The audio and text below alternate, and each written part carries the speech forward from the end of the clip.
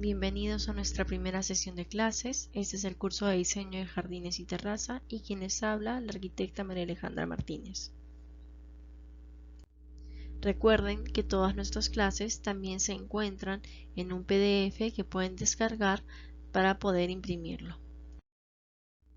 En esta primera clase entraremos al mundo del diseño de jardines determinando algunos conceptos.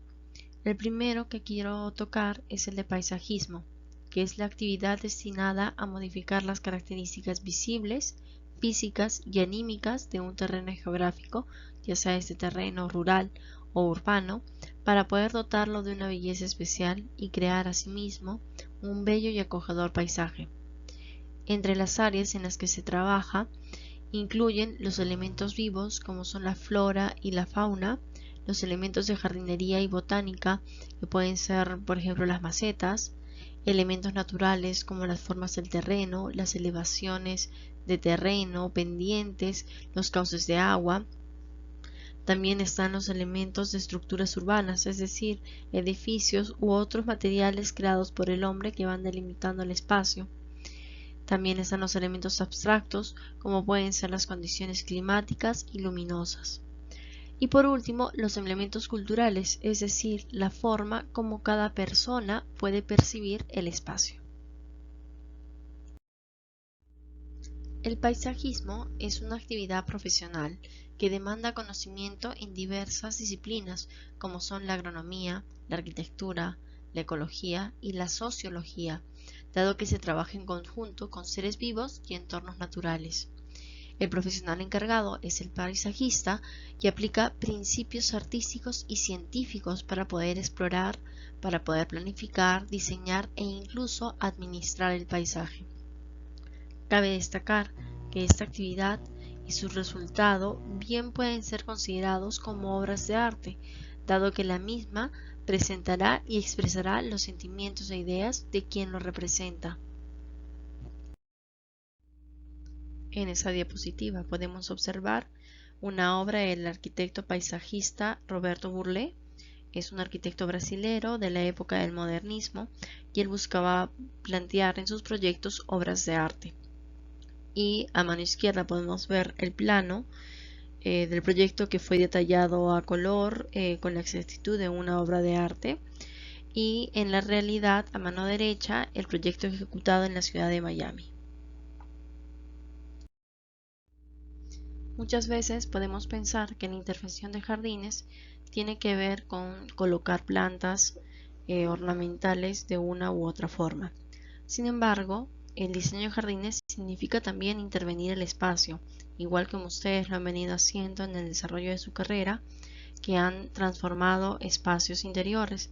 La diferencia es que vamos a empezar a transformar espacios exteriores, donde si bien es cierto, no hay límites configurantes en un principio, nosotros los iremos colocando. Podemos ver en estas 4 fotos cómo la intervención humana puede ser muy variada. En la primera foto, donde tenemos todos estos bordes rojos en alrededor de los árboles, ¿no? Donde la intervención es simplemente en forma y color y el resto sigue siendo muy natural, pasando por pequeñas intervenciones donde va ganando en el diseño del espacio exterior el cemento, como por ejemplo en la última foto, donde vemos esta plaza con diseños de huevos fritos, donde prácticamente no hay intervención de áreas verdes. Sin embargo, también se considera como espacio exterior diseñado, en este caso un diseño de una terraza. Otro aspecto importante que es necesario considerar al pensar en el diseño de jardines son las personas o el usuario que van a aprovechar este proyecto. En la foto podemos observar una plaza donde en ese sentido, por ser un espacio público, hay mayor cantidad de usuarios y se plantean diversidad de actividades. En los espacios privados sucederá exactamente lo mismo. Hay diversidad de actividades que se pueden plasmar en un espacio. El segundo concepto que abordaremos en la clase es el de jardín. la palabra jardín es un término de origen francés que hace referencia al terreno donde se cultivan plantas con fines decorativos y ornamentales. En español, un jardín se denominaba en siglos pasados como un huerto de flor, es decir, una manera de diferenciar entre los espacios donde se cultivaban las flores y aquellos donde se cultivan hortalizas, es decir, especies vegetales para la alimentación. Sin embargo, nos vamos a quedar con un concepto más globalizado en la actualidad, es decir, que un jardín es un huerto de flores que va a buscar embellecer un lugar que además incluyen otros elementos, ya sean estos arquitectónicos o culturales, y que tienen un fin decorativo o estético. Pueden ser fuentes, esculturas, lámparas, luces, adornos de diferentes tipos e incluso podemos considerar las pérgolas, espacios de piscinas, etc. En las siguientes diapositivas veremos diversos parques paisajistas que se encuentran actualmente abiertos para el público en general. El primero que vamos a ver es el de Mosaico Cultural, que se encuentra en la ciudad de Montreal, Canadá. Es un espacio destinado para el cultivo escultórico de las especies vegetales que busca impulsar los límites de la práctica de jardinería más allá de el arte a través de la investigación y el desarrollo. Este espacio promueve exposiciones permanentes y algunas exposiciones que se dan durante todo el año de forma temporal, y por lo general estas exposiciones son el resultado de concursos paisajistas.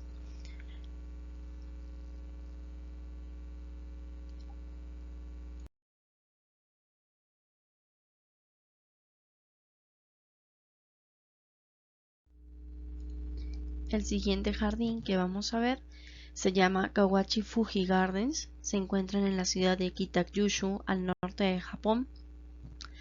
Básicamente están protagonizados por la flor de la wisteria o glicina japonesa. Esta es una planta endémica, es decir, que es nativa de este lugar y es muy famosa por crear un estilo romántico en los jardines. Este jardín en particular cuenta con unas 150 especies de glicinas de diferentes colores. Es un espectáculo natural en tonalidades de blanco, azul, púrpura, rosado y violeta, que están a lo largo de distintos túneles formados por una estructura que van soportándolas, y se forman miles de racimos que se encuentran casi a 1 metro de largo, que es lo que cae en la planta, ¿no? En primavera son muy coloridos y muy visitados.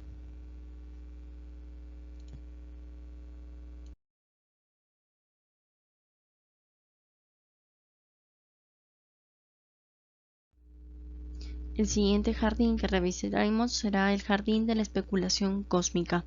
Este se encuentra ubicado en la ciudad de Escocia, en Inglaterra, y fue creado por el arquitecto paisajista Charles Jencks. Este jardín es una extraña atracción de 12 hectáreas.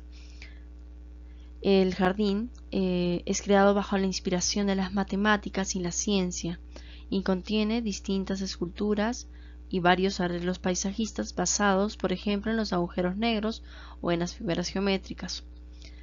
Así que en realidad el jardín está pensado no en las plantas que hay allí, sino en las fórmulas matemáticas y en los diversos fenómenos científicos que puedan representarse a través de las figuras y los elementos naturales. Este es un jardín privado y los turistas únicamente pueden visitar este jardín una vez al año. Lo abren todos los 5 de mayo de cada año y algunos años puede variar por fechas especiales. Además que el ingreso solo está permitido por un tiempo de 5 horas.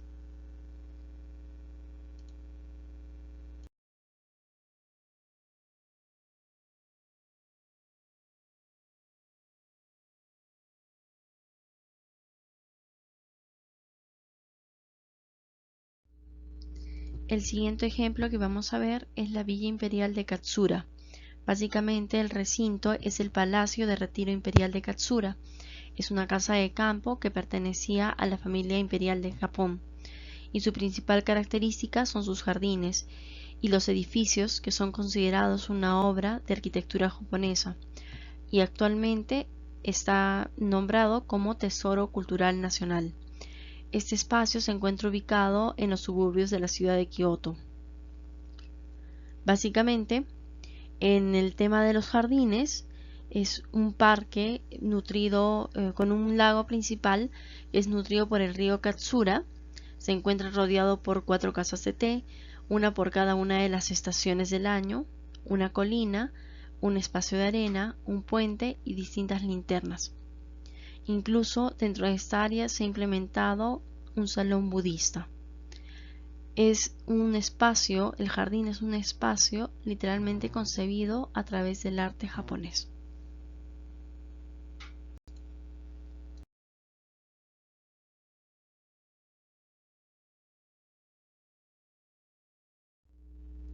El siguiente ejemplo, si bien es cierto, no es un jardín en sí mismo, es una escultura de jardines verticales, muy conocida en el mundo, se llama Papi, y es la escultura realizada por el artista estadounidense Jeff Koons en el año 1992 en la ciudad de Bilbao, España, frente al histórico Museo de Guggenheim, que quizás ya alguno de ustedes lo conoce. Representa un cachorro canino y se compone de una estructura de acero recubierta por plantas naturales, que éstas van siendo reemplazadas a medida que dejan de florecer. Por lo general, los cambios de colores en la mascota son de acuerdo a las estaciones.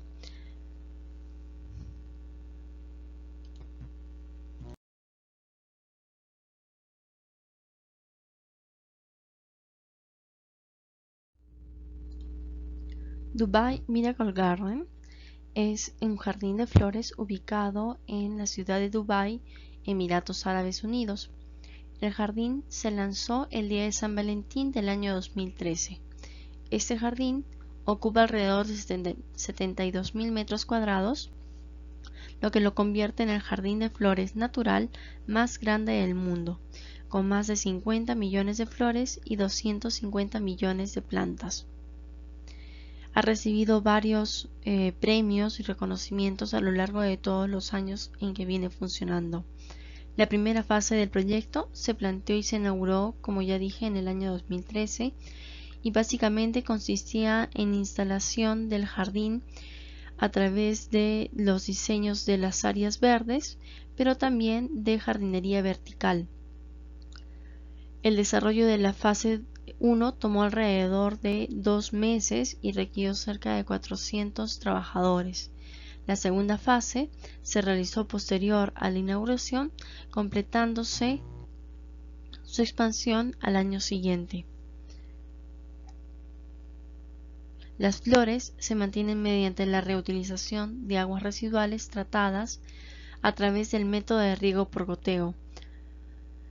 Y a pesar de que Dubái en general es un espacio desértico, es totalmente cuidado y busca que además las áreas de jardín puedan filtrar el agua y convertirla en agua de muy alta calidad para ser reutilizada por el mismo jardín.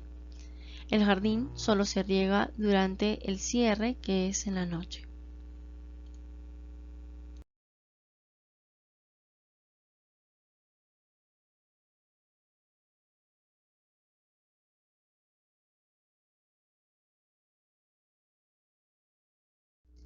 El siguiente término a estudiar es terrazas. Esta es una palabra que viene del latín terraceus, que puede traducirse como hecho de tierra. De hecho, las primeras terrazas eran espacios inclinados ligeramente más altos que colindaban con las viviendas.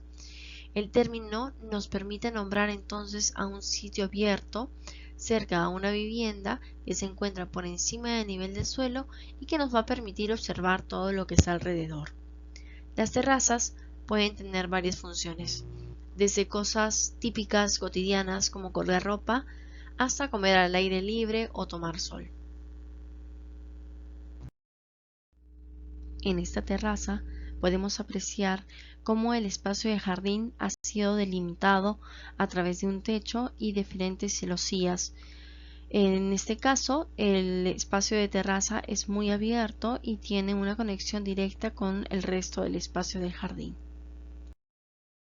En esta otra terraza podemos ver más bien que es un espacio que ha sido confinado en sus 4 lados y posee un parasol definiéndonos el espacio como casi interior.